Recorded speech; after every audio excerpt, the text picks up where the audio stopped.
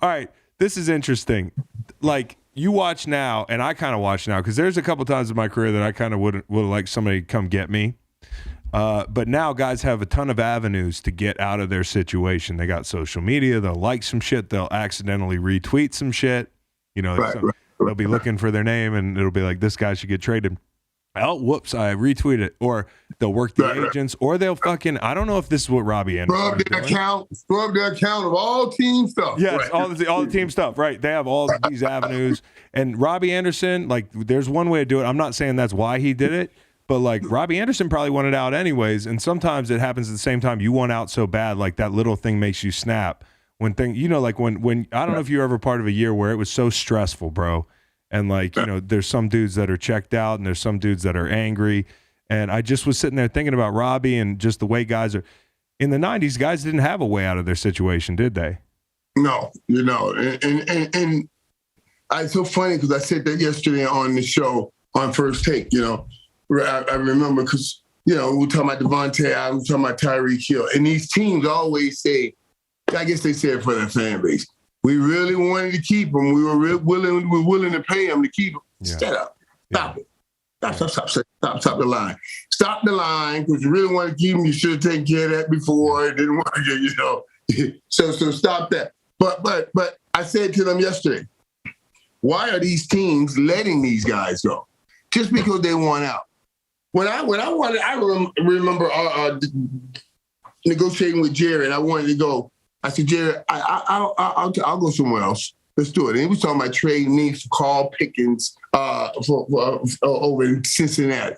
Wow. I said, Jerry, I want championships everywhere I've ever played. I would like to go see if I can turn Cincinnati into a championship. Yeah. You know, because he was bluffing. I thought he was bluffing, but he was trying me. I said, okay, let's do it. And I was serious. I was like, okay, let's do it. Yeah. Let's do it. And then Jerry sat there and he said, okay, you want to do it? I said, yeah, let's do it. Then he said, boy, I'm bullshitting. I ain't nowhere in the world. He said to me, he said, Michael, and I'll never forget. He said, Michael, when I look at you, you know what I think about? I think about Magic Johnson in the Lakers. What would Magic be without the Lakers? What would the Lakers be without Magic? What is Michael Irvin without the Cowboys?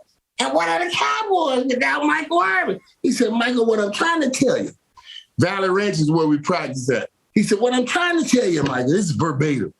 If a bomb hits Valley Ranch today and blew everything up, when the smoke clears, baby, you and me, we gonna be right here forever. We might as well work this deal out right now. And I said, you know, I started laughing. I said, man, you are crazy. Yeah. You went through all of that. But, you know, but he was basically telling me now, is that you gonna work here or you ain't gonna play? Right. Could so be worse. And work it out. Right. Could right. be worse. So I wouldn't mind that. You know, some of these teams like, listen, man, dude, I'm not letting you go. Yeah. I'm not letting you go.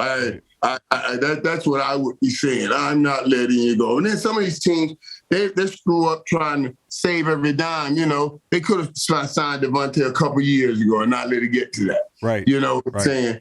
But of course, by the time it gets to that, it's like, oh, well, he's asking for this. Like, well, it didn't have to get to this. The market didn't have to dictate that it got to this. Right. And then emotions that got in the way. Because I hate that too, Chris Elton. Well, it's nothing personal. It's just business. It is damn personal. I'm feeding those are my personal kids I need to feed. Give me my money. Stop playing. Stop saying stuff like that. Oh, yeah. You think my kids ain't personal? Yeah. It's all personal. That's why I'm doing it. Yeah. I'm going across the middle. Listen to the full podcast on Spotify, Apple Podcasts, and other podcast streaming platforms. Wherever you want to get the podcast, you can get the podcast. Pretty simple. New episodes every Monday, Wednesday, and Friday. Don't forget to like and subscribe for more content. Podcasts get pretty wild. This is real tame.